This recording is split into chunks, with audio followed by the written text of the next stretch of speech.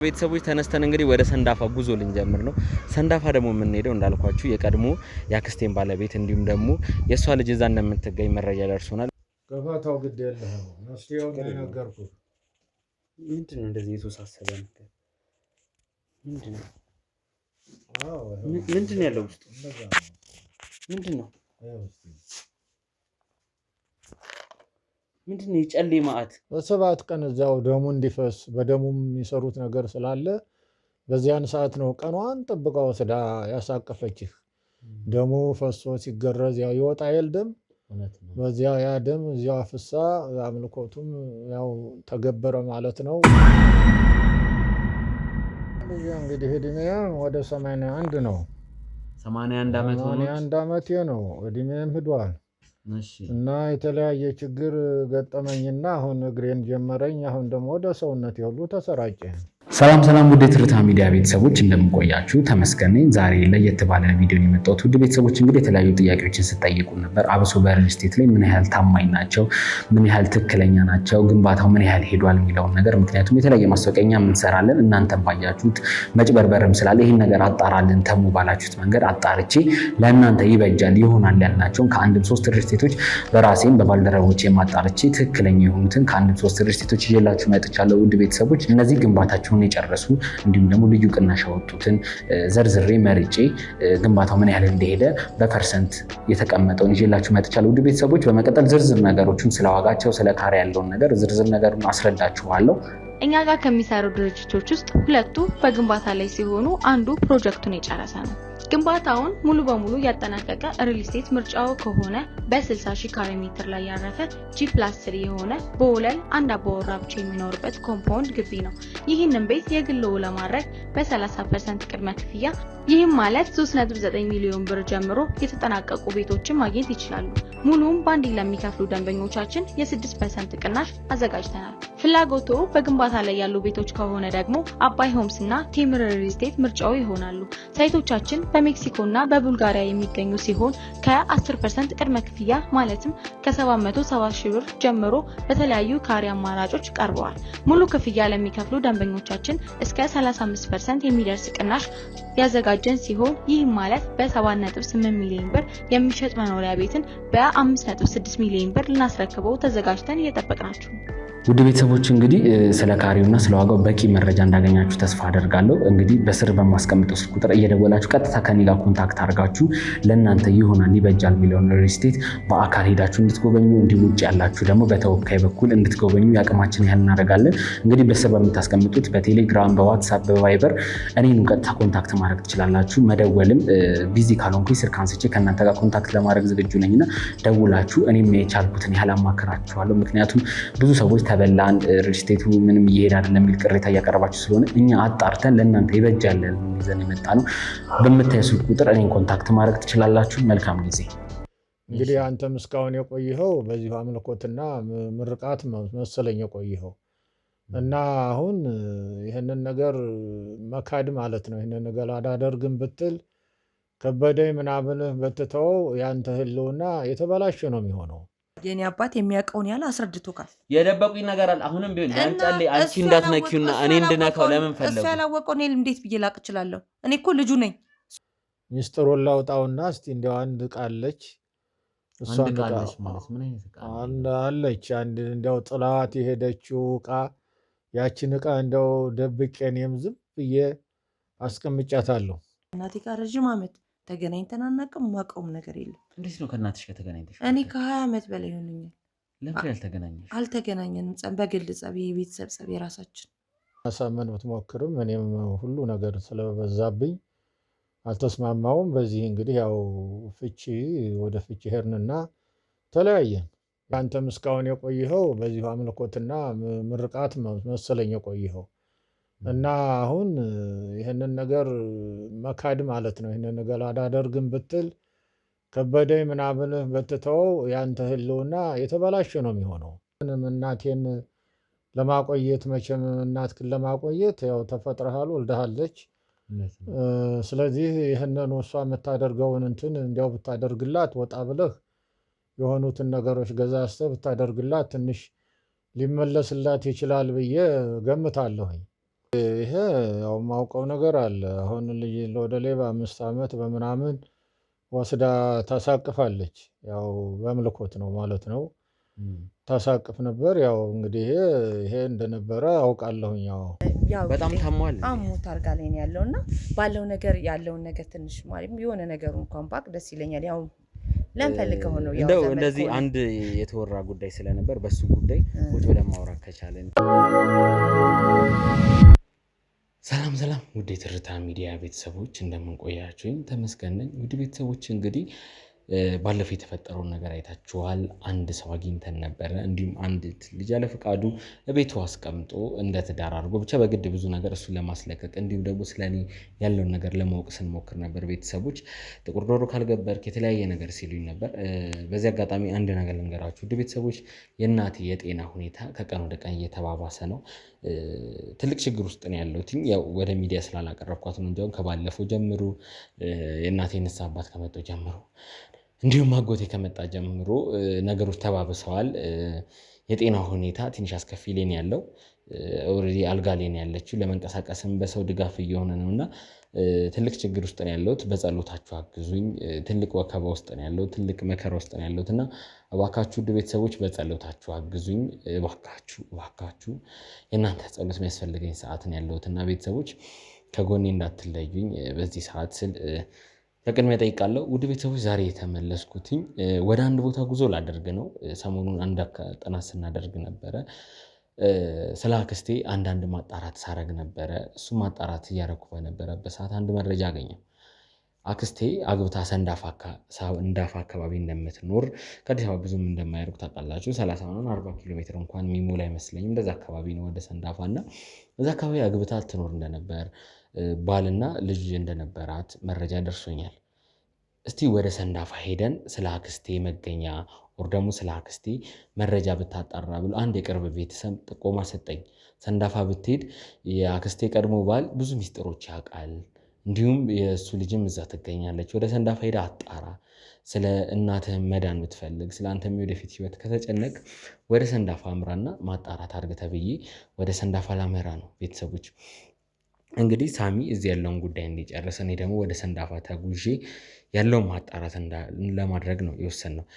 ዛሬ እንግዲህ መኪና ተዘጋጅቷል። ወደ ሰንዳፋ ላመራ ነው። መንገድ ላይ ከተመቸኝ ለእናንተ አንዳንድ ገለጾችን ማድረግላችሁ ይሆናል።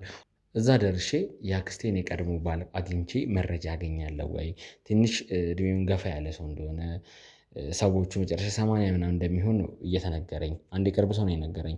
ለእናተ ጤና ለአንተ ወደፊት ህይወት ስትል ይህን ነገር አድርግ። ቢያንስ ቀጥታ አክስትን ባታገኝ የአክስትን የቀድሞ ባል ልጅ እዛ ማግኘት ትችላለህ እና እነሱ የሆነ መረጃ እንደሚያውቁ እርግጠኛ ነኝ ብሎ ስለነገረኝ ወደ ሰንዳፋ ላመራ ነው። ሰንዳፋ ተጉዘን ምን እናገኛለን የሚለውን አብረን ሄደን የምናይ ነው የሚሆነው። ምክንያቱም እዛ ትልቅ መረጃ እንደማገኝ ተስፋ አደርጋለሁ። የእናቴ የጤና ሁኔታ አሳሳቢ ሁኔታ ላይ ያለው ብዙ መከራ፣ ብዙ ችግሮች እያሳለፍኩ ነው። በዚህ እስከ ጎኔ ናችሁ። ከልብ አድርጌ አመሰግናለሁ ቤተሰቦች። ቀጥታ ወደ ሰንዳፋ እናመራለን። መኪናው ስለተዘጋጀ ወደዛው እንሄዳለን። አዲስ ነገር ካለ መንገድ ላይ ማሳወቃችሁ ይሆናል። ቀጥታ ወደዛው እንሄድ። ቤተሰቦች እንግዲህ አሁን ወደ ሰንዳፋ ጉዞ ጀምራል። በመኪና ውስጥ ያው ቀረጻ ለማድረግ ስላልተመቸኝ ነው፣ ከሰዎች ጋር ስለሆንኩኝ ነው። ወደ ሰንዳፋ ተጉዘን የአክስቴን የቀድሞ ባልና ልጇ እዛ እንደምትገኝ መረጃ ደርሶኛል። እሱን ነገር ለማጣራት እንግዲህ ወንድሜ ሳሚ አዲስ አበባ ያለውን ነገር እንዲከታተል፣ እኔ ደግሞ ወደ ሰንዳፋ ተጉዤ አንዳንድ ነገሮችን ለማጣራት ተስማምተን ጉዞ ጀምረናል። ከአዲስ አበባ 30 ኪሎ ሜትር ነው፣ ብዙም ርቀት ስለሌለው እንግዲህ ተጉዘን ከቻለን ወደ ማታ ለመመለስ ነው ሀሳባችን እና እስቲ አክስቴ በዛ ትገኛለች ወይ፣ እሷን እዛ ካገኘን እሰየው፣ ካልሆነም ደግሞ ትልቅ መረጃ እዛ እንዳለ አንድ ወሳኝ ሰው ነው ጥቆማ የሰጠኝና እስቲ ወደዛው ላምራና የሚፈጠር አዲስ ነገር ካለ ማሳውቃችሁ ይሆናል። ተከታተሉኝ። ሰላም ውድ የትርታ ሚዲያ ቤተሰቦች እንደምን ቆያችሁኝ? እንግዲህ በቤት ውስጥ ቪዲዮ ወዴት ላመራ እንደሆነ ሀሳቡን ነግራችሁ ነበር። ቤተሰቦች ተነስተን እንግዲህ ወደ ሰንዳፋ ጉዞ ልንጀምር ነው። ሰንዳፋ ደግሞ የምንሄደው እንዳልኳችሁ የቀድሞ የአክስቴን ባለቤት እንዲሁም ደግሞ የእሷ ልጅ እዛ እንደምትገኝ መረጃ ደርሶናል። ወደ ሰንዳፋ እያመራ ነው። ኦልሬዲ መኪናው ደርሷል። ግማሽ መንገድ ላይ ነው። እንግዲህ ለእናንተ ላሳውቅ ብዬ ነው። መኪናው ትንሽ ለቀረጽ አልተመቸኝም እና ወደ ሰንዳፋ ጉዞ የጀመርንበትን መንገድ ላሳያችሁ ብዬ ነው። በቤት ውስጥ ስለተፈጠረው ስላለው ነገር ገለጻ ስራረኩላችሁ። ሰንዳፋ ስንደርስ ደግሞ እንግዲህ የአክስቴን የቀድሞ ባለቤት አግኝቼ ሁሉንም ነገር ማሳያችሁ ነው የሚሆነው። ወደዛው እናመራለን። ካሜራማን ተከታተኛለህ። ወደዛው ነው። በመጨረሻም እንግዲህ ሰንዳፋ ደርሰናል። እንግዲህ የአቶ ተሾመ ግቢ እያለን ስንጠይቅ አሳይተውናል። ውድ ቤተሰቦች ወደ ውስጥ እንገባና አቶ ተሾመን ማናገር አለብን። ያው ስመጣ ሀሳቡን ገልጬላችሁ ነበር። አቶ ተሾመን ፍለጋ እዚህ ድረስ የመጣሁበት ዋና ምክንያት ከአክስቴ ጋር የተገናኘው ዋና ሚስጥር ያውቃሉ። ብዙ ነገር ከእሷ ጋርም የቀድሞ ባለቤታቸው ስለነበሩ ያለችበትንም ያውቃሉ የሚል ነገር ጭምጭምታ ስለሰማን ነው። እንግዲህ ውድ ቤተሰቦች የእናቴ የጤና ሁኔታ ከቀን ወደ ቀን እየተባባሰ ነው። በሕክምና ምንም መፍትሄ እያገኘው ስላልሆነ ይህን ነገር ላረግ ተገድጃለሁ። ሰንዳፋ ድረስ መጥቻለሁ። ወደ ውስጥ እገባና ያለውን ነገር ለማጣራት ሞክራለሁ። አቶ ተሾመን እስቲ ማን ያለው እስቲ እና ተከተለኝ፣ ዝቅ አድርገህ ካሜራውን ተከተለኝ። ችግር ሰላም ነው እናቴ? እንዴት ነሽ? ሰላም ነው አለን። ይቅርታ እንግዲህ ዘው ብለን ግቢያችሁ ገባን። ስራ ላይ ነበርሽ መሰለኝ። አለን። አቶ ተሾመን ፍለጋ ነበር የመጣሁት። አባዬን ፈልጋ? አባትሽ ናቸው? አባቴ ነው። አቶ ተሾመን ፍለጋ ከአዲስ አበባ ነበር የመጣሁት። ምን በሰላም ነበር። ከእሳቸው ጋር አንድ የሚያገናኘኝ ጉዳይ ነበርና እንደው ማዋራት ከቻልኩኝ እሳቸውን ለማግኘት ነበር። አባዬ ትንሽ ቆየት ብሏል፣ አሞት አልጋ ላይ ነውና ምን ፈልገህ ነበር? ከኔ ጋር ማውራት እንችላለን? እንደው ለአንቺ ለማስረዳት ይከብደኛል። ይሄ የቤተሰብ ጉዳይ የግል ጉዳይ ከእሳቸው ጋር ነበር የነበረኝና ትንሽ በአካል ቁጭ ብዬ ካላወራቸው የማይፈታ ችግር ነው። ብዙ ሰው ወደዚህ ጠቁሞኝ ነው የመጣሁትና ከእሳቸው ጋርም ያው እኔና አንቺ አንተዋወቅም እንጂ የቅርብ ዝምድና ሊኖረን ይችላል ማለት ነው። እኔ የእሳቸው ማለት እንዴት ብዬ ላስረዳሽ? የአክስቴ ቀድሞ ባለቤት ናቸው እኮ። ያው ዝምድና ካለን ታዲያ እኔ ባውቅ ምን ችግር አለ? እንደው ከአባት ዘመድ ኩንኩኝ ያው ያለውን ነገር እሱ ባለው ጤንነት አኳያ ያው በጣም ታሟል፣ አሞት አልጋ ላይ ነው ያለውና ባለው ነገር ያለውን ነገር ትንሽ ማለት የሆነ ነገሩ እንኳን ባቅ ደስ ይለኛል። ያው ለምፈልገው ነው ያው እንደው እንደዚህ አንድ የተወራ ጉዳይ ስለነበር በሱ ጉዳይ ቁጭ ብለን ማውራት ከቻለን ከአባትሽ ጋር እንደው እሳቸውን ለማግኘት ነው ከአዲስ አበባ ድረስ የመጣሁትና 10-15 ደቂቃ ኦር እሳቸውም ስለኔ ነገረሻቸው ማውራት ከቻሉ ይሄን ያህል በጣም ደክመዋል። ያው አሞት አልጋ ላይ ነው ያለው። ብዙም ደስ የሚል ነገር የለውም። በጣም አሞታል ለማለትም ያው ደስ የሚል ነገር የለውም። ግን ያው ማለት እሱም ብቻ ማዋራት የምትፈልግ አይነት ከሆነ ችግር የለውም። ግን እኔ ባውቀው ያው ላለው ለጤንነቱ የሆነ የሚከብድ ነገር ከሌለ ለጤናቸው በጣም ካልተባባሰ ባዋራቸው ካላስቸገርኩሽ ከዛ ድረስ የመጣንበት ዋና ምክንያት እሳቸውን ለማግኘት ነው። ግን ያው ማዋራት ታዋራዋለህ። ግን ለምንድን ነው እንደዚህ ካሜራው ምን አንዳንድ ነገር አልገባኝም። ስንገባም ጀምሮ ትንሽ ተደናጋግጠሻል። ጉዳዩን ላስረዳሽ። እኔ ጋዜጠኛ ተመስገን እባላለሁ። በስሬ ጋዜጠኛ ስለሆንኩ ሁሌ ካሜራ ከኋላ ያለና በዛ ምክንያት ነው ካሜራ ይዤ የምዞረው። ካሜራ ምን ችግር የለውም። ካሜራውን አጥፍተን ያው በካሜራ ምናምን የዚህ ነው ያለ ለምን አስፈለገ ብዬ ነው ሌላ ነገር እንትን ብዬ ሳይሆን ችግር የለውም። ጉዳዩን አስረዳሻለሁ ለምን ካሜራ መቀረጽ እንዳስፈለገውና ፕሮሰሱን ችግር የለውም። ካሜራ አጥፍተን ማስረዳሻለሁ። ብቻ ዋናው ከአባትሽ ጋር ያለውን ነገር አገናኝ እንጂ ሌላው ትርፍ ነው። ያው የጤናው ነገር ትንሽ አስቸጋሪ ቢሆንም ግን እኔ ይሄ ካሜራ ነገር ደስ አላለኝም ካሜራው እንጂ የጤናውን ነገር የሆነ አስቸጋሪ ሁኔታ ላይ ቢሆንም ዘመድ ከሆንክ ታናግረዋለህ። ግን ያው ካሜራው ግን ደስ አይልም። ይገባኛል። ካሜራ ብዙ ሰው ይረብሻል። አሁን ላይ ብዙ ሰው ለጥሩ ነገር ስለማይጠቀመው ሊረብሽ ይችላል። ግን ችግር የለውም። ቁጭ ብለን ያለውን ነገር አስረዳሻለሁ።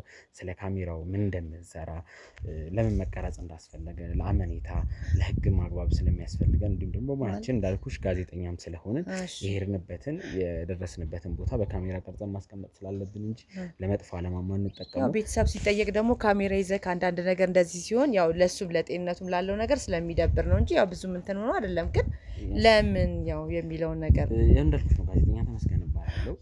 የስራ ሁኔታ ሆኖ በሄድኩበት ካሜራማን እና ከኋላ ሰዎች ስለሚኖሩ የትኛውም ቦታ እስቲ ለቤቴ እናቴን እንኳን በስትክክል ለማዋራት የካሜራ እገዛ ያስፈልገናልና ከስራውም አንጻር ነው።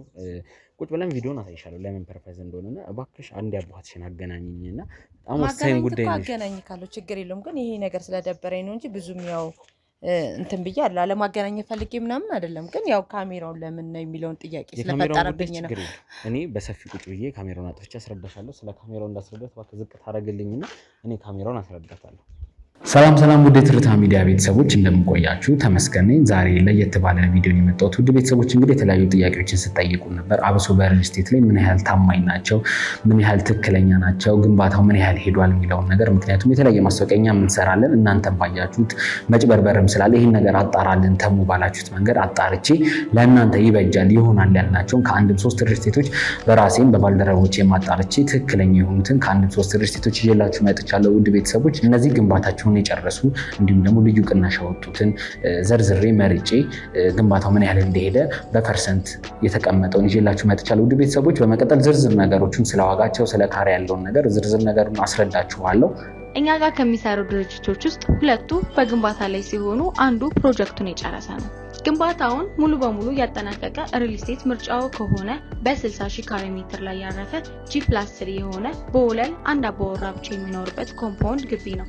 ይህንን ቤት የግልዎ ለማድረግ በ30% ቅድመ ክፍያ ይህም ማለት 3.9 ሚሊዮን ብር ጀምሮ የተጠናቀቁ ቤቶችን ማግኘት ይችላሉ።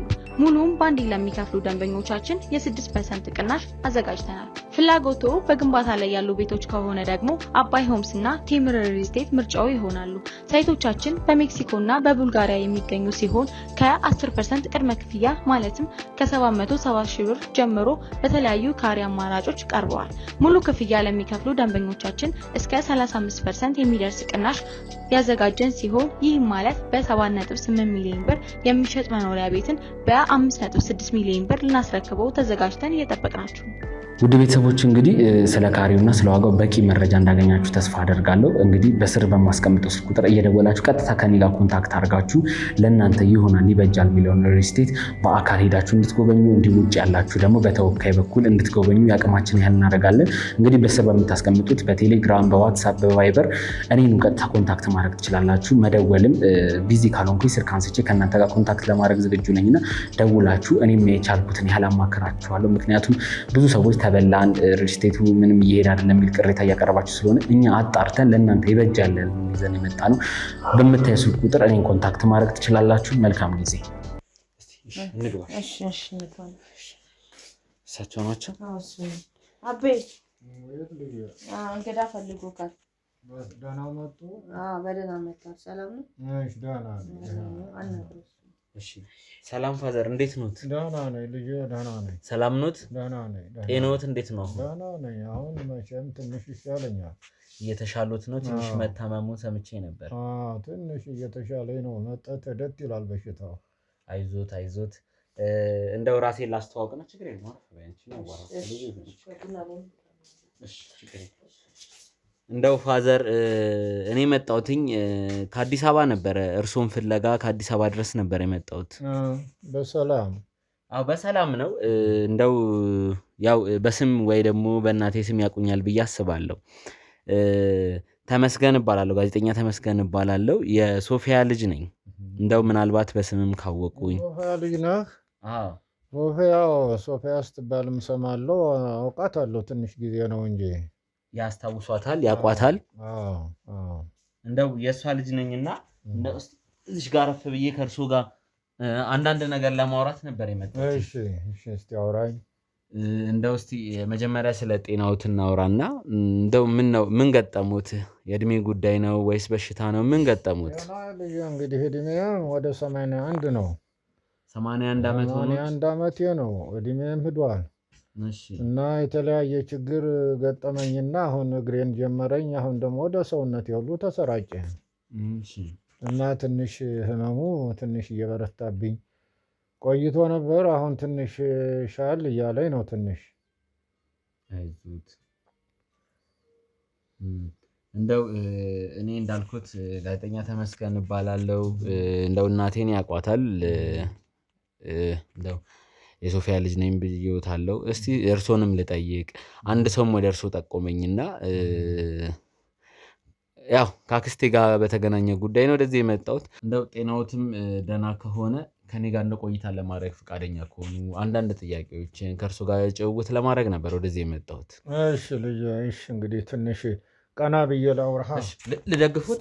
ትንሽ ደግፎኝና ትራስ ልጨምሩልህ? ትንሽ ጨምሩልኝ።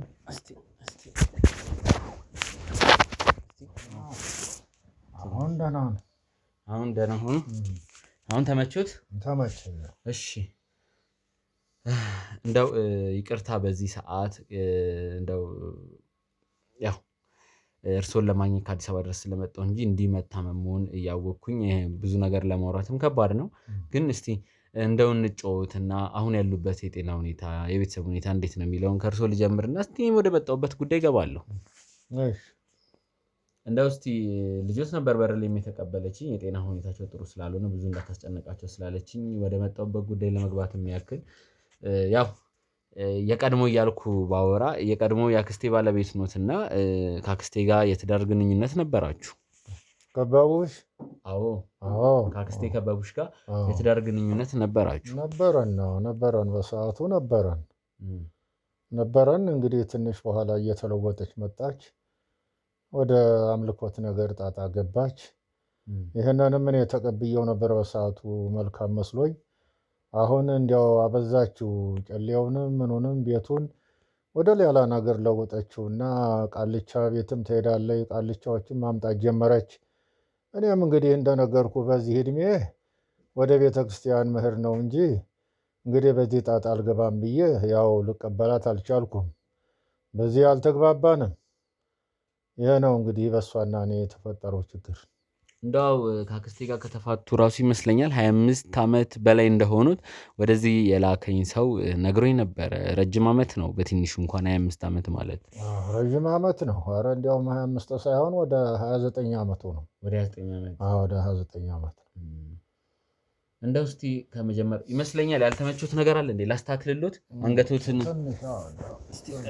ጠልጠል እንዳይ እስቲ አሁን ይሞክሩ። አሁን ደህና ነው። አሁን ደህና ነው። ንፋስ እንዲል። እሺ እስቲ እንደው ካላስቸገርኩት ይቅርታ። እንደዚህ አይነት ችግር ውስጥ ሆኖ ይሄን ነገር መጠየቅ የለብኝም፣ ግን እንደው ለኔ በጣም ወሳኝ ስለሆነና እንደው አንድ የጀመርኩትን ጉዳይ ስላለኝ እስቲ ስለ አክስቴ ከመጀመሪያው ጀምሮ ያለውን ነገር ቢነግሩኝ።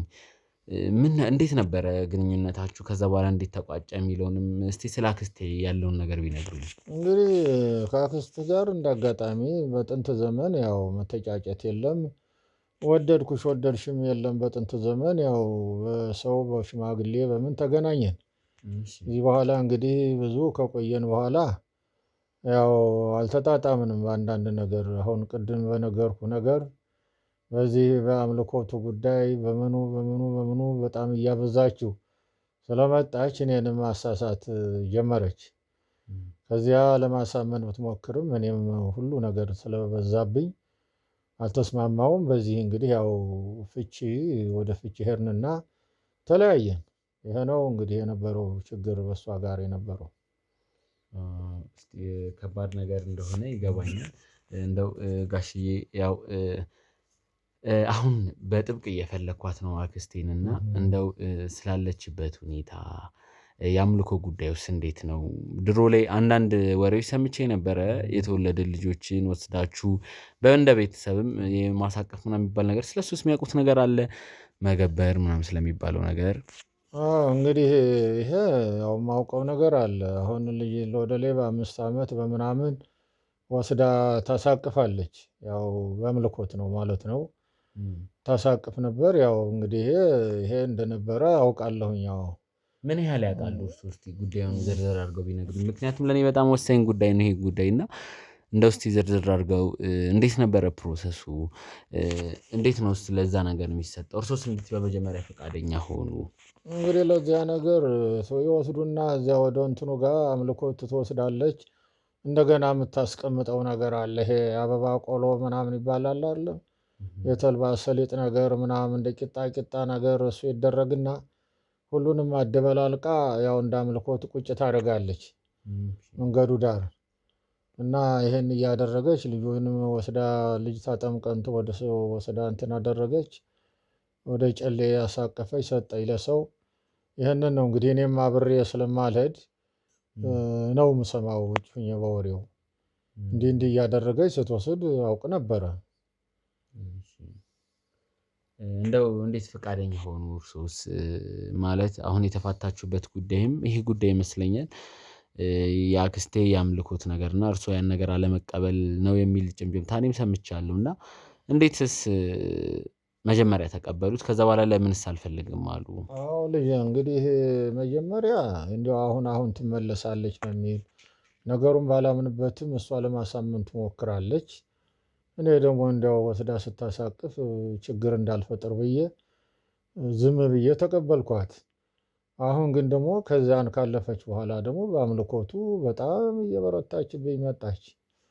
እና እኔንም ልታሳስተኝ እንዲያው እዚያው ውስጥ ልጨምረኝ ሞከረችና ብዙ ተከራከረችኝ። እና አሁን እኔ ያንንም እያወቅኩ አድሮ የምታደርገውን አውቃለሁ። አሁንም መጨረሻ ደግሞ እኔ ሽምግልና ይዞኝ እንዲህ በሆንኩበት ዘመን እንዲህ ወደ እኔ ጣጣ የመጣችብኝ ስለሆነ እኔም እንግዲህ ለፈጣሪ መገዛት አለብኝ በሚል ከእድሜ አንጻር ያው በዚህ ባለመግባባት ተለያየን።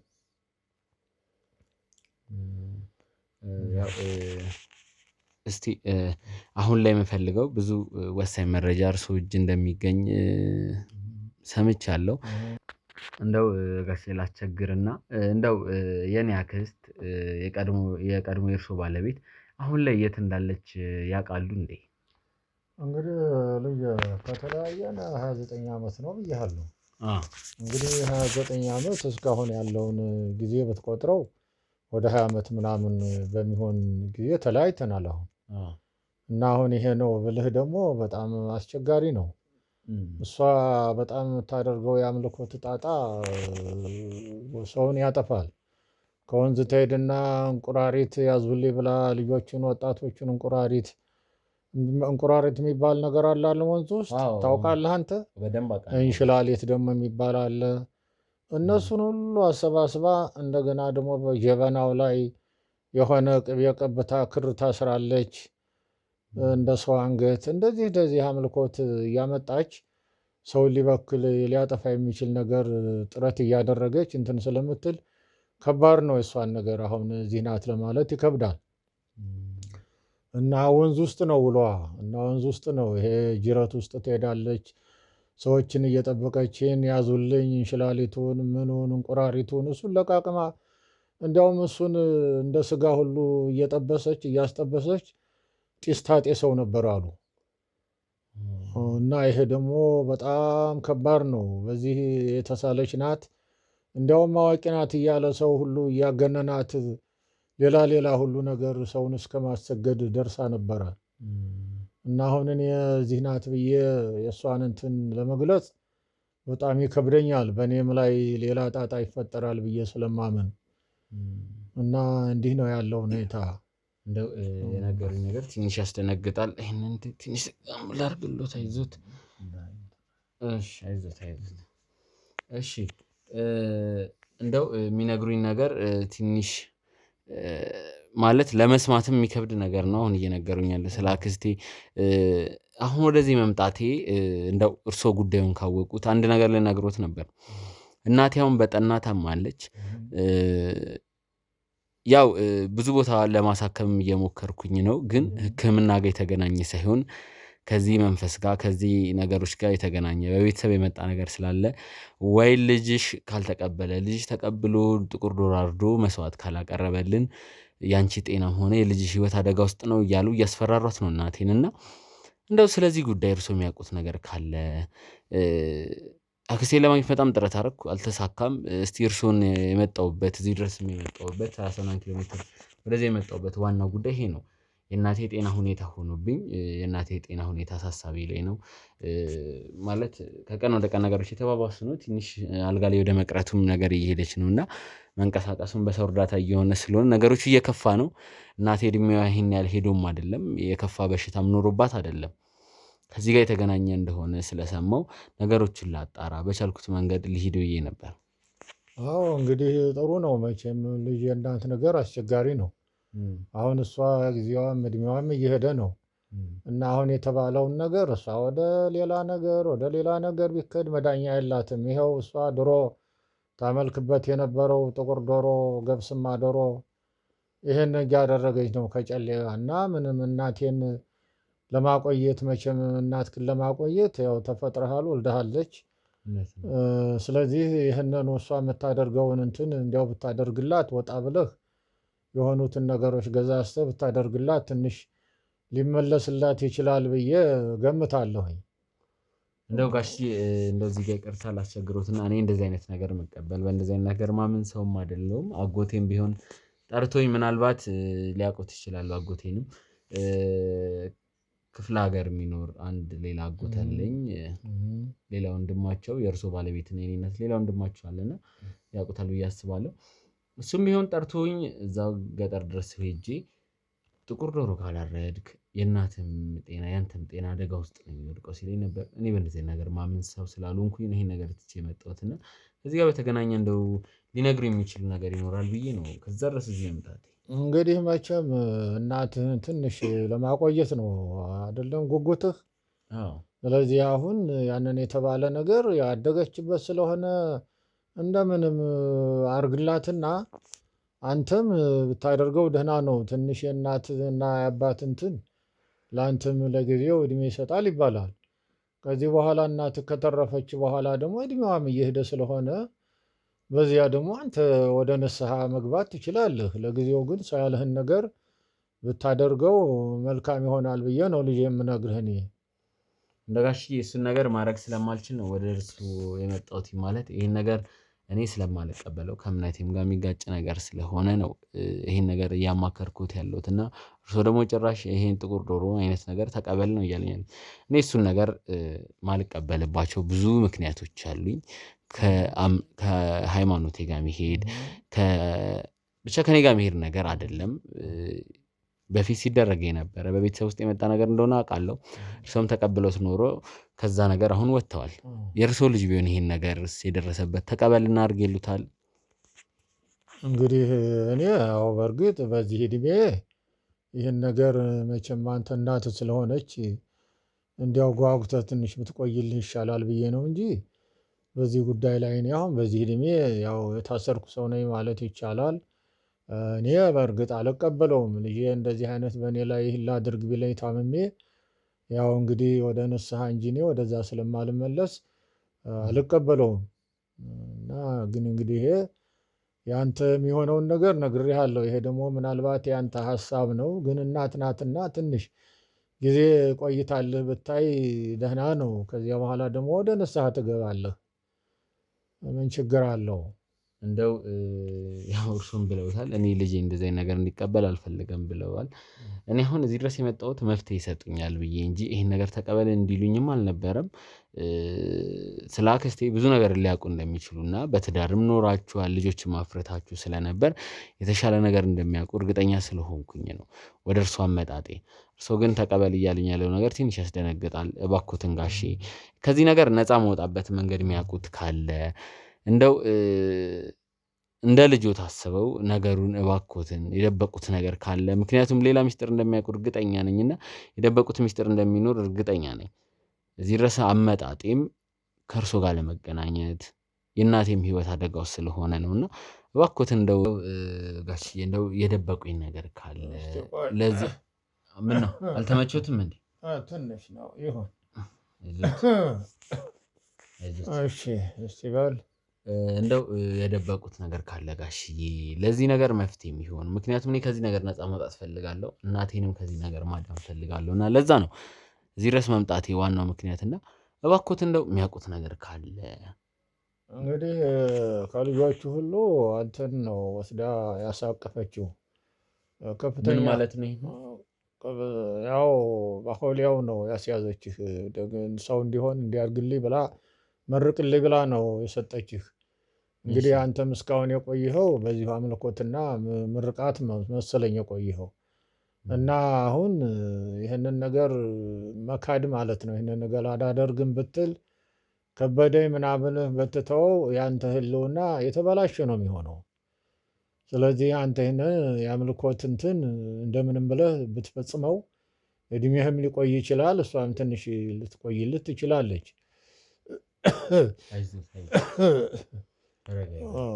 እና እንደዚህ ነው የኔ ሀሳብ። ምን ማለት ነው? ቆይ አንድ ነገር ብለዋል። አንተን ወስዳ ያሳቀፈች ጥሩ እንዳታድግላት ምናምን ብለዋል። ይሄ ነገር የቤተሰብ ግዴታ ስለሆነ ወስጄ ያሳቀፍኩ እንጂ እኔ ያምኜበት አይደለም ስትለኝ ነበር እናቴ። እንደው ይሄን ነገር የማሳቀፍ የሚለው ነገር እኔ ግልጽ ያልሆነልኝ ልጅ አለ። ቤተሰቦች በተወለድኩ በ7 ቀን ነው እናቴ ያው የነገረችኝን ባለፈው ላይ ማየታችሁታል። ወስዳ ያሳቀፈችኝ ከግርዛት በፊት ነው ወስዳ ላምልኮ ያሳቀፈች የሚል ነገር ነው ያለው። ይሄ ነገር አሁንም ቢሆን የተሳሰበ ነው። በሄድኩበት ሌላ አይነት ነገር ሰማሁ። እርሶ እንደው ግልጽ ቢያደርጉልኝ እኔ በጣም ተሳስቦብኛል። እንግዲህ ያሳቀፈችህ እንግዲህ ወስዳ ያው መገረያ ቀን 7 ቀን አይደለም በ7 ቀን እዚያው ደሙ እንዲፈስ በደሙም የሚሰሩት ነገር ስላለ በዚያን ሰዓት ነው ቀኗን ጠብቃ ወስዳ ያሳቀፈችህ። ደሙ ፈሶ ሲገረዝ ያው ይወጣ የለ ደም፣ በዚያ ያ ደም እዚያው አፍሳ አምልኮቱም ያው ተገበረ ማለት ነው። ያው ተቀብሎ ያንተን ጤንነት ልጅህን ያንተም ጤንነት ደህና እንዲሆን የእሷንም ጭምር ያው አምልኮት ነው። ይሄ ከየት ነው የመጣው ብለው ነገሩኝ የምትለው ቆይ እስቲ ልዬ እና መነገሩ የምትለው እኔ ሲባል ስሰማ ከአያት እሷ ከቅድመ አያቷ ነው የሚል ነገር አለ። እውነት ነው። ከቅድመ አያት የመጣ ነገር ደግሞ አሁን ከእሷ ዞሮ እሷ ላይ ሰፍሮ እሷ ይህን አምልኮ አንተን ደግሞ ወደዚያ ካሸጋገረችህ አሁን አንተ ይህን ነገር እንትን ብታደርግ ከቅድመ አያት የመጣ ነገር ለአንተም ጤና አይሰጥም። ስለዚህ ይህን ነገር እንደምንም አድርገህ ብታረገው ብትፈጽመው ደህና ነው ብትቀበለው። ካልፈጸምኩት ምን እንደሚፈጠረው እንግዲህ በእነሱ ይሄ መጥፎ እኮ ነው። መጥፎ ስለሆነ አንተን ይጠናወትሃል። ይጠናወትህና አሁን አንተን ወደ አንተ ቤተሰብ ልጅም ካለህ ወልደህ ከሆነ በልጆች ይመጣብሃል እና እንዲህ እያለ ነው እየተዋረደ የሚመጣው። ስለዚህ ይህን ነገር ደግሞ እስከ ቤተሰብህ ጤና ሆነህ ለመኖር ይህን ነገር ማድረግ አለብህ። ከቅድመ አያት የመጣ እኮ ነው እንዴ! ምንድን ነው የምትለው ልዬ? ቅድመ አያት ጋር የመጣ ነገር እንዲሁ በቀላሉ የሚለቅ መሰለህ? እንዲህ ከባድ እኮ ነው። ከባድ ነው። እንደው መፍትሄ ይሰጡኛል ስል ጭራሽ ነገሩን እያስፈራሩኝ ነው።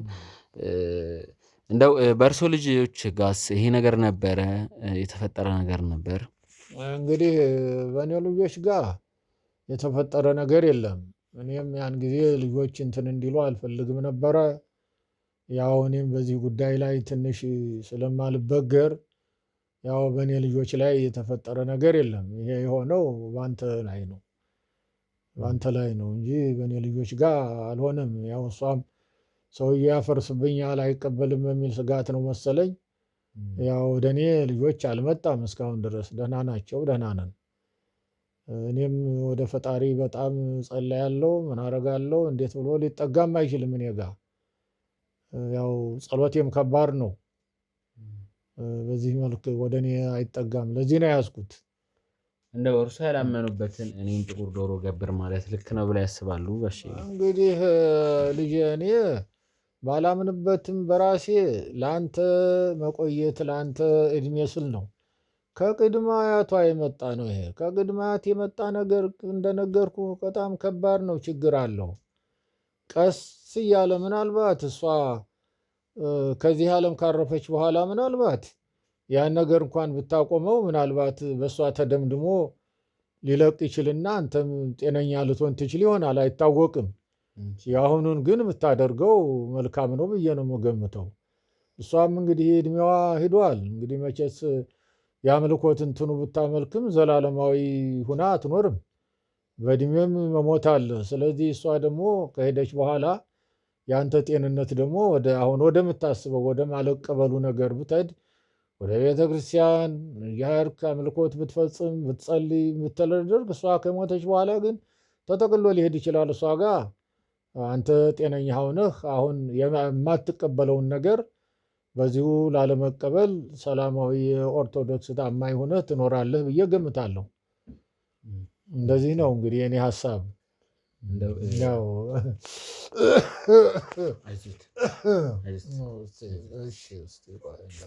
የነገሩኝ ነገር ጥሩም ጎን አለው፣ ያው ያልተቀበልኩትም ነገር አለው። ይሄን ነገር ተቀበል የሚለው ነገር ራሱ ጭራሽ ከኔ የህይወት ፍልስፍናም ከሃይማኖቴም ጋር የሚሄድ ነገር አይደለም። ግን ቢያንስ የመጣሁበትን ነገር በትንሹም ቢሆን እያሳካው ነው ብዬ አስባለሁ። እንደው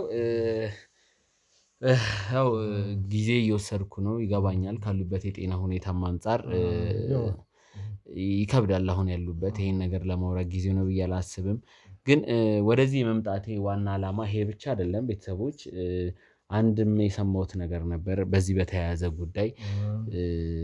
እርግጠኛ ኖት ግን እንደ እርሶ የደበቁኝ ያልነገሩኝ ነገር የለም ከዚህ ውጪ? ምንም የደበቅኩ ነገር የለም። እኔ ያው የሚሆነውን ያለውን በእድሜ ያየሁትን ነው እየነገርኩ ያለሁት። እኔ ልጄ እንዴት እደብቅሃለሁ? አሁን አንተ እኮ ለእኔ ጥቁር እንግዳ ነህ። ከሩቅ ነው እንደመጣህ የተረዳሁት፣ ከታሪኳ እንደተረዳሁት በቃ እነኚህ እንግዶች ከሩቅ ነው የመጡት፣ በጣም ደክመዋል ብላኛለች። የደከመን ሰው እንዲህ አስቦ የመጣ እኔን ፍለጋ ደግሞ የማይሆን ነገር አልነግርም። እንደዚህ ነው እንደዚህ ነው። ይሄንን እንደምንም ተቀበለው ያልኩህ። አሁን እኮ የእሷ እድሜ ከሄደ በኋላ ሰላማዊ ወደ አሰብከው ልትመለስ ትችላለህ። አሁን ግን ለጊዜው ሰውን ለማትረፍ የማይደረግ ነገር የለም እኮ ልጄ። ስለዚህ ከዚህ አንጻር ነው እኔ መቼም ተቀበል ብዬ ሀሳብ የሰጠሁህ። ያው እኔ ማለት ምን መናገር እንዳለብኝ አላውቅም። ወደዚህ ስመጣ ብዙ ነገሮችን ሰምቼ ብዙ ነገር ጠብቄ ነው የመጣሁት። የተወሰነ ፍንጭ አግኝቻለሁ፣ ግን አሁንም ቢሆን በቂ ነው ብዬ አላስብም። ምክንያቱም እርስዎ የሚያውቁት በጣም ብዙ ነገር እንዳለ እርግጠኛ ነኝ። ለእኔ ያልነገሩበት ምክንያት ምን እንደሆነ ባይገባኝም እንደው ጋሽዬ እባክዎትን አሁንም ቢሆን ከአዲስ አበባ ድረስ ወደዚህ መምጣቴ ዋናው ምክንያት ከእርስዎ ማገኘው ነገር አለ ብዬ ነው እና እባክዎትን ይህን ነገር ይንገሩኝ።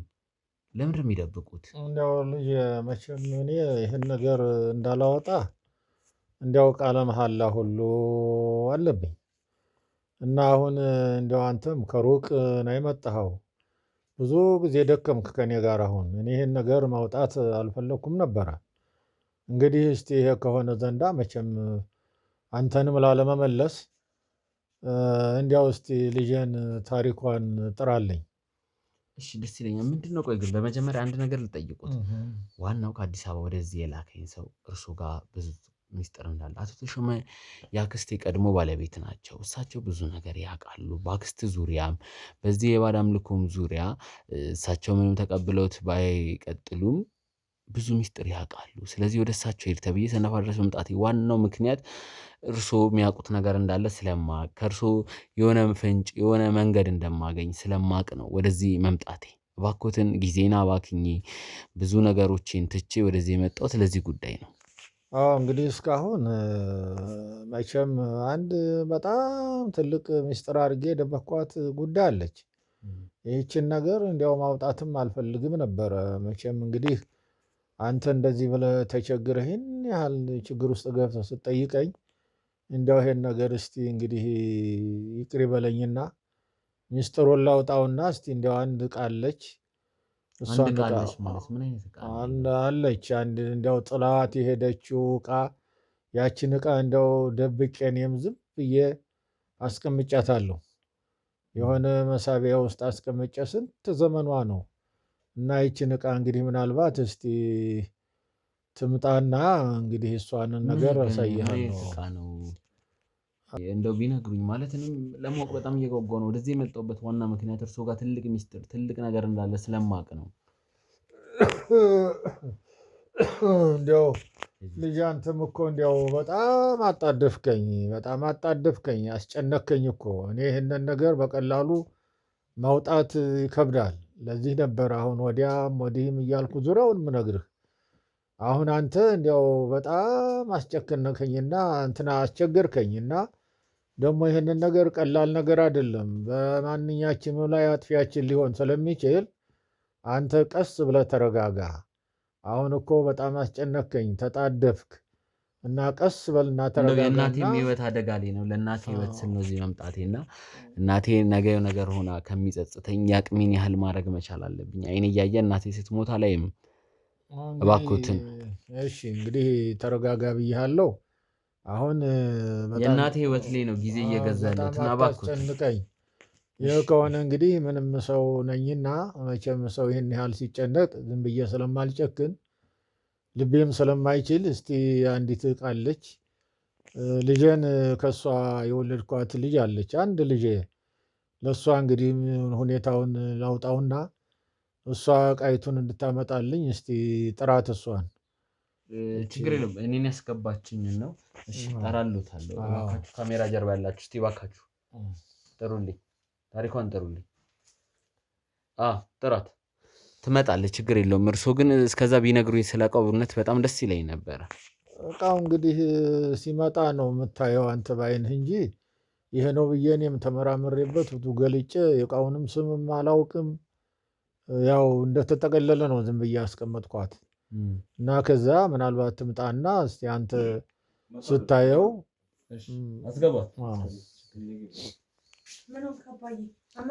ታሪኳ ያው አሞኝ እኮ ማመሜንማ ታውቂያለሽ፣ ግን አሁን ደግሞ እየጠናብኝ ሄደ።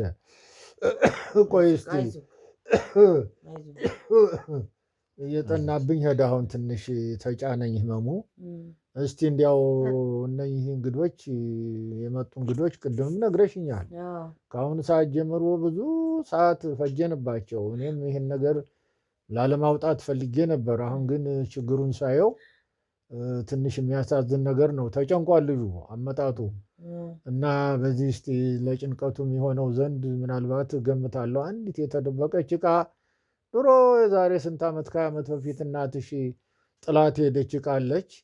እዚያች እኔ ዕቃ የማስቀምጥባት ሳጥን ላይ ቁልፉ እዚያ ቦታ ላይ ያለልሽ በምልክት እጅናችን እስቲ አውጥተሽ አምጫትና እስቲ መፍትሄ የሆነው ዘንድ እሱን እናሳየዋለን። ምን እዛው ዕቃ ያስቀመጥክበት ውስጥ ነው? አዎ ዕቃ ያስቀመጥኩበት። እንደው አይመስልሽም ልጄ? እንዴት ነው እንግዲህ አንቺ ያለሽኝ አንቺው ነሽ። ለአንቺ ነው ይሄን ነገር ያወጣሁት። እስቲ አውጪውና ችግር የለውም እሷ ይዛ ትመጣለች ብዬ አስባለሁ። ይህን ነገር ለማወቅ ጋሼ በጣም ነው የጓጓሁትኝ። ማለት እኔ ካሜሮ በላይ የሆነብኝ ነው። ምንድን ነው ይሄ ነገር የሚለው ራሱ ጥያቄ በጣም ይፈጥራል። መቼስ እስካሁን ለተሯሯጥኩበት ነገር መልስ ይሆናል ብዬ አስባለሁ። አዎ እንግዲህ ምን መሰለ ልጄ፣ ይቺ ከበቡሽ ብዙ ነገር ነው ብነግርህ። ከእሷ በፊት ይሄ ወዳጃ የሚባል አለ አይደለም? ወዳጃ ይሄ ከጠንቋይ እንትን የሚሉ እንትን የሚሉ አሉ። በቃ ሀውላ ይባላል። ሲጮሁ እንትን እያደረጉ እነሱን ሁሉ እያስገባች ይሄ ከበሮ ድልቃ የሚባል አለ። እሱን ሁሉ ለጉማ ሲመቱ ነበር የሚያድሩት ሌሊቱ። እና ስለዚህ በዛ መሰረት እሷ ያው ከዛ የወሰደችው ነገር አለ። እኔ ደግሞ ብዙ አላቅም ይህን ነገር። አሁን ይህ ዕቃ ከተደበቀ እንዲያው ዝም ብዬ በደህንም ሳስቀምጨው 20 ዓመት በላይ ሆኖታል። እና እስቲ ታንጣውና እንግዲህ ታየዋለህ። ችግር የለም አየዋለሁ። ለእኔ መልስ ይሰጣል ብዬ አስባለሁ። እርሶም ብዙ ጊዜ የደበቁት ነገር ስለሆነ አዎ በዳንቴል ተሸፍና ጥቅልል ብላ ነው ታስራ ያለችው። ቁልፉን አገኘሽው? አንቺ ምንም አታውቂው ነገር አለ ልጄ። አዎ እሷን ነው የምታመጫት ከነቃው እንደተሸፈነች። ጋሽ እያጓጉኝ ነው ምን እንደሆነ ራሱ ለማወቅ ጓጉቻለሁ። ማለት አላቅም፣ ትንሽ ስሜቴም እየተረበሸ ነው። ይሄ ነገር አውቄ እውነቱ ምን እንደሆነ ባቅ ደስ ይለኛል። እና ካልነገሩኝ እንግዲህ እሷ እስክትመጣ መጠበቅ ነው ያለኝ ምርጫ። ጠብቅ እንዴ፣ ብዙ አጣደፍከኝ እኮ። እንዲያውም እኮ ቀንቶሃል። እንዲያው ይሄንን በቀላሉ ለአንተ አምጥቼ ማሳየቴ ቀላል አይደለም። እሺ አመጣሽ? ምንድን ነው? ልስጠው ለሱ?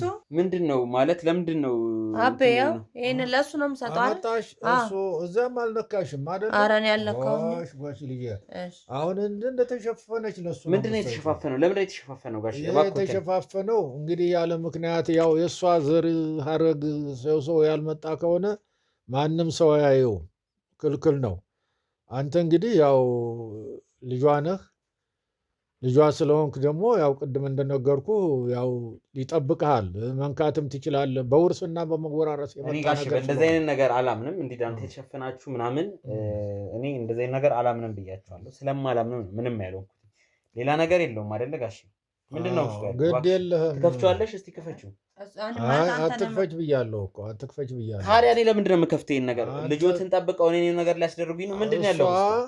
ከዚያ ነገር ጋር ነግሬሃለሁ። የኔ ልጅ ግንኙነት የላትም ከዛ። እሷ ብትከፍተው አጥፊዋ ሊሆን እኔ በእንደዚህ ነገር ስለማላምን ችግር የለውም። ክፈተው፣ ግድ የለህም። መፍትሄውን ነገርኩህ። ምንድን ነው እንደዚህ የተወሳሰበ ነገር? ምንድን ነው ያለው ውስጥ? ምንድን ነው የጨሌ ማዕት? ፋዘር ምንድን ነው? ለምን አትንኪው ያሉት? ልጆትን ለመጠበቅ ነው። አክስት ያስቀመጠችው ነው እኮ። ይሄን ነገር ስታስቀምጥ አክስት ሌላ ሰው ቢነካው እንደሚያጠፋ አውቃ ነው። ማንም ሰው እንዳይነካ ያለችው። ለዚህ ነው ልጄ ከኔ የራሴ ካልሆነ እንዳይነካ ብላ ነው። ሰምቻታለሁ አንድ ጊዜ ይህን ቃል ስትናገር እንደ ኑዛዜ። ስለዚህ ይህንን ደግሞ ልጅቷ ብትነካው ትንሽ ችግር ነው። በልጄ ላይም ደግሞ በእንደዚህ አይነት ነገር መቼም አላምንም። እርሱም ይህን ነገር እስካሁን ማስቀመጡት ከእርሱ አይጠበቅ። ከእንደዚህ ነገር ወጥቻለሁ እያሉ ይህን ነገር ለምን ቤት ውስጥ መደበቅ አስፈለገ? እንግዲህ አደራ ከባድ ነው። አደራ የቀድሞ ሰዎች አደራ ከባድ ነው። አደራ ለኛ። ስለዚህ ይህንን ደግሞ ብነካ ደግሞ ወደ እኔ ይመጣል ብዬ ትንሽ ስለምሰጋ አሁን ይህን ያሳዩበትን ምክንያት ፈልጋለሁ። ለምንድን ነው ይህን እንድነካም እንድታመጣም የፈለጉት? እኔ በእንደዚህ ነገር ስለማላምን መቼም ቢሆን አልፈራም። ይህን ነገር ከአዲስ አበባ ድረስ የመጣሁበት ዋና ጉዳይ እርሶ የሚያውቁት ነገር እንዳለ እርግጠኛ ስለሆንኩ ነው። አሁን እንግዲህ ያን ያህል ከአዲስ አበባ ይህን ያህል ሀገር ረግጠህ መጣህ። አሁን ደግሞ እኔም ይህን ድካምክንና ሁኔታህን በማየት ነው ለአንተ ይህን ነገር ሚስጥሩን ያወጣው። ሚስጥሩ ይሄ ብቻ እንዳልሆነ እርግጠኛ ነኝ። አትሹም እኔ እባክዎትን ጋሼ ንገሩኝ። ከዛ ድረስ መምጣቴ እና ይህን ጫል ያሳዩበት ዋናው ነገር ይሄ እንዳልሆነ እርግጠኛ ነኝ። ለምንድን ነው ይህንንስ ማሳየት ለኔ ያስፈልገው? ትክክለኛው ነገር ለኔ ለምን አይነግሩኝም? ጊዜ ለምን ያባክናሉ? አትጩህበት። ረጅም ሰዓት እየጨቀጨቀው እሱ እንዲያሙት እያየ በጣም ረጅም ሰዓት እያሰቃየውና እየተናገርክ ነው። ከዚህ በላይ ምን ታረቀው? እየተናገርክ እኮ ነው። አባትሽ የደበቁት ነገር አለ። በቃ የደበቀውም ነገር በዚህ እንደዚህ በሆነበት ሰዓት አለ መጠየቅም የነበረብህ። አንቺ ሳትነኪ ይሄን ነገር እንደነካ ለምን ተፈለገ? እንደዚህ መሆን መጠየቅም ያለብህ ማናገርም ያለብህ በስርዓቱ ሳትጮህበት ረጋ ብለህ ነው እንጂ ረጋ ብዬ እኮ ይኸውላ ሰዓት አወራኋቸው። ታናግረው እኛ ፈቅደንልሃል። አውራ ብለህ እኮ ፍላጎትን እንትን ብለናል። ግን አሁን በጣም አታስጨንቀው። ካናገርከው በስነ ስርዓት አናግረው። ያናገርኳቸው እያረፍክ ቀስ እያልክ አሞታል እኮ የታመመ ሰው ነው። እሺ እባክሽ ልረጋጋ እየሞከርኩ ነው። አባትሽንም እስካሁን በሰላማዊ መንገድ ላዋራቸው ነው የፈለኩት። አባዬ አይዞህ። አሁንም ቢሆን ጋሽ እንዲነግሩ የምፈልገው ነገር አለ። ይሄን ጫሌ ለምንድን ነው ለኔ ማሳየት የፈለጉት? ለምንድን ነው እስከዛሬ ያስቀምጠው 20 ምናምን ዓመት ሙሉ እኔ ስመጣ ይሰጡኝ? ለምንድን ነው ከኔ ጋር ለምንድን ነው የሚያገናኘው? እንግዲህ ይሄ ነገር ሲወራረስ የሚመጣው በትውልድ ዘር ነው። ከአያት የመጣ ነው ብያለሁ ቅድም። እቺ ልጅ ደግሞ ነፃ ሰው ናት፣ ከኔ የተወለደች ናት። የእርሶን ነፃ አድርገው እኔ እዚህ ውስጥ እንድገባ ለምን ፈለጉት? እንግዲህ መጨረሻውን ይሄ ነገር ትውልድ ዘርሃረግ እንደ ዘርሃረግ የመጣው ለእናንተ ነው የሚወራረሰው። እናንተ ብትወስደው እዚህ ነገር ትፈወሳለህ። ደግሞ ይህን ነገር አልቀበልም ካልክ መጥፊያ ይሆናል። እርስዎ ለልጆት ያልመከሩትን ነገር ለእኔ ለምንድን ነው እንደዚህ እንድቀበል? እንግዲህ ልጅ ይህን ነገር የመንካትም እንትኑ የላትም፣ ግንኙነቱ የላትም። ልጅ ከእሷ ጋር ጨነኳቸው አይደለም። እባክሽ ላዋራቸው። በቃ ከዚህ በላይ ረዥም ሰዓት ነው ያወራኸው። እዚህ ድረስ መጥቼ ረዥም ሰዓት ነው ያወራኸው። በቃ አሁን ይደክመዋል። ስለዚህ አሁን ጨርሰካል። ማግኘት የፈለከው መጠየቅ የነበረብን ጠይቀህ ጨርሰካል። እኔ ይሄን ጫሌ ለምን እስከዛሬ አስቀምጠው እኔ ስመጣ ለምን አወጡት? እኔ እንደምመጣ ቀድሞ ያውቁ ነበር? የሰሙት ነገር አለ?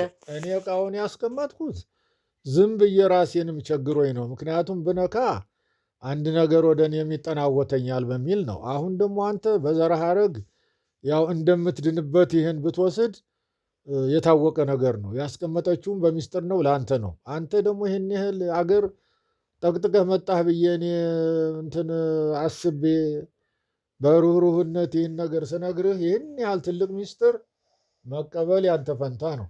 ይህን ነገር አልቀበልም ካልክ ይጋቦታል። ይሄ ነገር ማለት እኮ የባዕድ አምልኮ ማምለኪያ ነገር እንዴት ነው እኔን ይህን ነገር ተቀበል የሚሉት? በቃ አትጨነቅ አባዬ፣ ብዙም ለማስረዳት አትሞክር።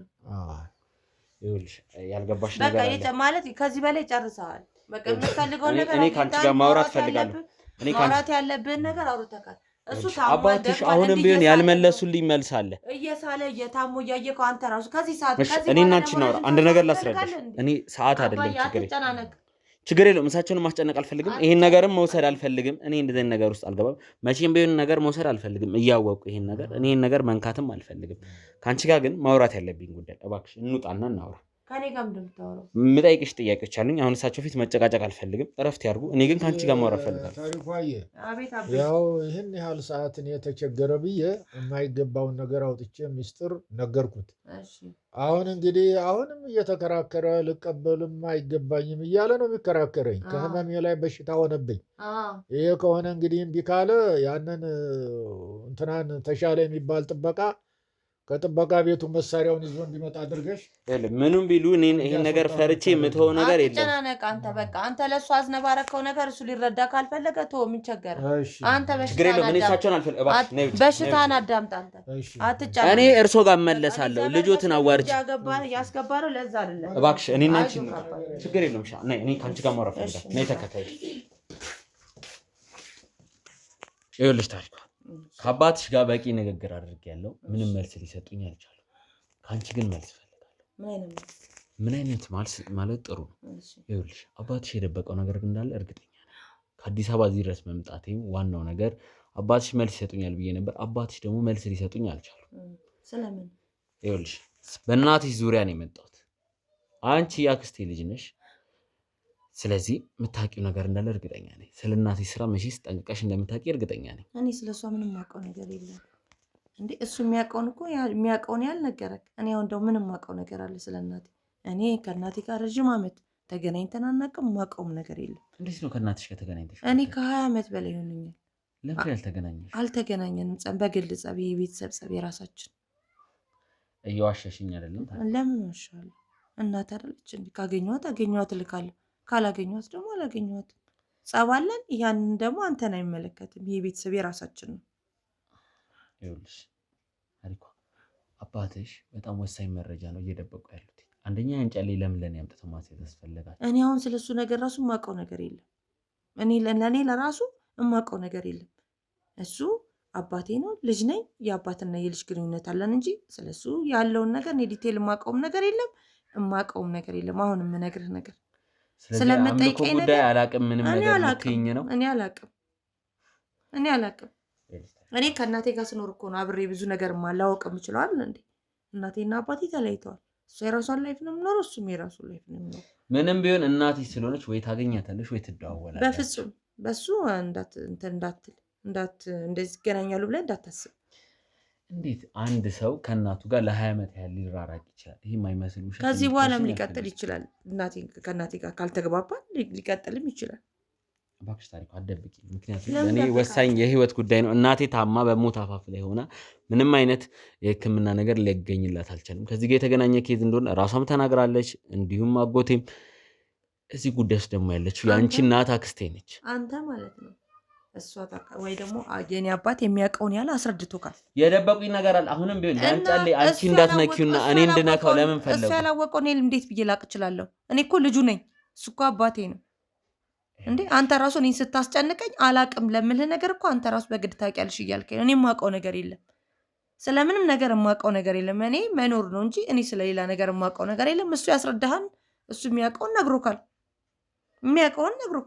እኔ ግን የማውቀው ነገር የለም አንተ እኮ ከእናትህ ጋር ስትኖር አብረህ ስታድር ስትውል ምን ስትል ነው ስለ እናትህ የምታውቀው እኔ ከእናቴ ጋር አላደርም በምን ደግሞ አውቀው በፊት በነበራችሁ ህይወት የዛሬ 20 ዓመት ብትለኝ በፊት በነበረው ነገር የምታውቂው ነገር እንዳለ እርግጠኛ ነኝ አንቺም አባትሽም የደበቃችሁት ነገር አለ እኔ አላውቅም ይኸውልሽ የእናቴ ህይወት አደጋ ውስጥ እንደ ቀልድ ይሄን ነገር ትቶ ይሄዳል ብለሽ አስበሽ ያውቃሉ ብሎ ያለከ ሰው እንዴት ምን እንደሆነ መረጃውን አይነግርም ያውቃሉ ያለህን ሰው እኛ ግን የምናውቀው ነገር የለም ከዛ ደግሞ ቤታችሁም እኛ እየኖር ነው ያንን እሱ ባደራ መልክ ስለሆነ አስቀምጦት ሊሆን ይችላል ለምን አንቺ እንዳትነኪውና ለእኔ ሲሆን እንዲሰጥ እኔ እሱን አላውቅም እኔ ስለ እንደዚህ አይነት ነገር የማውቀው ነገር ስለሌለ እኔ ነካሁት አንተ ነካው እኔ የማውቀው ነገር የለም እባክሽ ትዕግስቴን አትፈታተኝ ግድ የለህም ስለማላውቀው ትዕግስቴን አትፈታተኝ ስለማላውቀው ነው ባውቀው ምን ችግር አለ አንተ ብነግርህ እርግጠኛ ነሽ አዎ ምን ያህል እርግጠኛ ነሽ አባትሽ የደበቁት እኔ አንተ እንድትጎዳ ፈልጋለሁ ዘመድ ነኝ እያልከኝ እኮ እኔ እንድትጎዳ ትፈልጊያለሽ ሳይሆን የደበቃችሁስ ነገር አንቺና አባትሽ አለ